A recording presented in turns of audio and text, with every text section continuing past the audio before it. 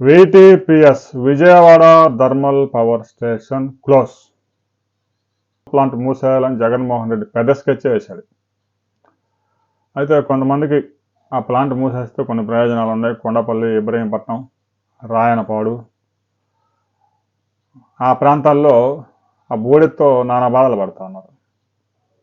సహజంగా నగరాల సమీపంలో థర్మల్ పవర్ స్టేషన్లు ఉండవు. మరి ఆ రోజుల్లో 45 సంవత్సరాల కిందట విజయవాడ అటువైపు పెద్దగా విస్తరించలేదు కాబట్టి VTPS అక్కడ పెట్టడంలో అర్థం ఉంది. కొండ మధ్యలో కొండపల్లి ప్రాంతంలో నార్ల తాతారావు కృషితో 1979 నాటికే 2 యూనిట్లు పనిచేయడం ప్రారంభించాయి. అంటే అంతకుముందు 6 సంవత్సరాల ముందు నుంచే ఆ ప్రయత్నాలన్నీ జరిగి భూసేకరణ చేసి వందలాది ఎకరాలు అవన్నీ ప్లాన్ వేసి రైల్వే ట్రాకులన్నీ తీసుకొని బొగ్గు సరఫరాకు సంబంధించిన అనుమతులన్నీ తెచ్చుకొని 79లో 210 మెగావాట్ల 2 యూనిట్లు మొదలయ్యాయి విద్యుత్ ఉత్పత్తి. ఇంకా తర్వాత 82 నాటికి మరో 2 ప్లాంట్లు మొదలయ్యాయి. ఇంకా తర్వాత మరో 2 ప్లాంట్లు అలా విస్తరించుకుంటూ పోయారు. దాదాపు ప్రస్తుతం అక్కడ 1800 మెగావాట్ల దాకా విద్యుత్ పీక్ అవర్స్లో వస్తూ ఉంది. అయితే ఆ తర్వాత ఇక ల్యాంకో గ్యాస్ స్టేషను 2005 ప్రాంతంలో వైఎస్ రాజశేఖర రెడ్డి ముఖ్యమంత్రిగా ఉన్న సమయంలో ల్యాంకో ఇన్ఫ్రా వాళ్ళు మరో ప్లాంట్ పెట్టారు. అదైతే గ్యాస్తో నడుస్తుంది కాబట్టి పెద్దగా పొల్యూషన్ ఉండదు. ఇక థర్మల్ విద్యుత్ కేంద్రాలు వాటి యొక్క జీవిత కాలం మ్యాక్సిమం 25 years, ఇంకా దాన్ని నెట్టుకొస్తే 30 సంవత్సరాలు. ఎందుకంటే ఎప్పుడో 79లో టెక్నాలజీ ఆధారంగా ఏర్పాటు చేసిన విజయవాడ థర్మల్ ప్లాంట్లో ప్లాంట్ లోడ్ ఫ్యాక్టర్ 73% పడిపోయింది. అందుకే ఈ మధ్యకాలంలో ఒక 2-3 సంవత్సరాల కిందట కూడా ఇంకొక యూనిట్ పెట్టి ఆ ప్లాంట్ లోడ్ ఫ్యాక్టర్ యావరేజ్ చేసి ఎక్కువ చూపించాలని చూసే ప్రయత్నాలు కూడా జరిగాయి.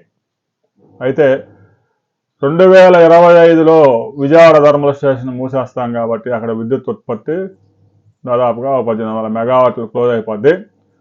రాష్ట్రంలో సోలార్ విద్యుత్ అదాని దగ్గర నుంచి కొనుగోలు చేయడానికి కూడా ఇది ఒక కారణంగా చూపాడు జగన్మోహన్ రెడ్డి.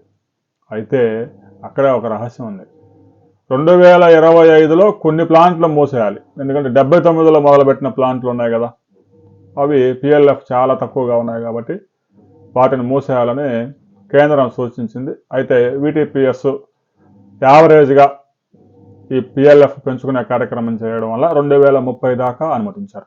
అంటే 2030 దాకా ప్లాంట్లు అన్నీ పనిచేస్తాయి. 2030 నుంచి ఒక 2 ప్లాంట్లు మొదటి దఫా, ఆ తర్వాత 4 సంవత్సరాలకు మరో 2 ప్లాంట్లు అలా మోసుకుంటూ భవిష్యత్తులో పూర్తిగా థర్మల్ విద్యుత్ అనేది లేకుండా చేయాలనేది కేంద్ర ప్రభుత్వ సంకల్పం కూడా. అమెరికాలో అయితే ఇప్పటికే దాదాపుగా థర్మల్ విద్యుత్ ప్లాంట్లన్నీ మూసేశారు. మిగిలిన ప్లాంట్లు కూడా 2030 నాటికి పూర్తిగా క్లోజ్ చేస్తామని అమెరికా ప్రభుత్వం కూడా చెప్పింది. ఎందుకంటే సోలార్లో చాలా టెక్నాలజీ వచ్చింది. ఒకప్పుడు ఒక సోలార్ విద్యుత్ 1 యూనిట్ ఉత్పత్తి చేయడానికి 20 రూపాయలు ఖర్చు అయ్యేది. ప్రస్తుతం అది ₹99 వచ్చింది. రాబోయే రోజుల్లో ₹45 కూడా దిగే అవకాశం. టెక్నాలజీ అంత వేగంగా మారిపోయింది. అందువల్ల ఇక థర్మల్ విద్యుత్తో అవసరం ఉండద్దు. అయితే సోలార్ పవర్ పగలే వచ్చిద్దిగా, మరి రాత్రి పరిస్థితి ఏంటి అనే అనుమానం కూడా రావచ్చు. దీనికి కూడా కొన్ని పరిష్కారాలు కనుగొన్నారు. విద్యుత్తును పెద్ద ఎత్తున నిల్వ చేసేందుకు కర్నూలులో ఇక గ్రీన్కో వాళ్ళు ఒక భారీ ఏర్పాట్లు కూడా చేయబోతున్నారు.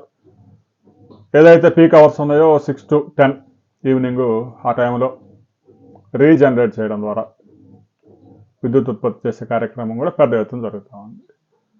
రాబోయే రోజుల్లో VTPS అయితే క్లోజ్ అయిపోద్ది. 2025లో మాత్రం క్లోజ్ చేసే అవకాశం లేదు. 2030 నుంచి దఫాలుగా ఆ VTPS మొత్తం క్లోజ్ చేయడానికి ఒక 6 సంవత్సరాలు పట్టే అవకాశం ఉంది. రాబోయే రోజుల్లో రాష్ట్ర ప్రభుత్వం ఎలాంటి నిర్ణయం తీసుకుంటుంది, అక్కడ కొత్తగా ఏర్పాటు చేసిన ప్లాంట్ ఒక 4 years బ్యాక్ దాని పరిస్థితి ఏంటి అనే వివరాలతో మరో వీడియోలు తెలుసుకున్న వీడియోని లైక్ చేయండి, షేర్ చేయండి, సబ్స్క్రైబ్ చేసుకోండి.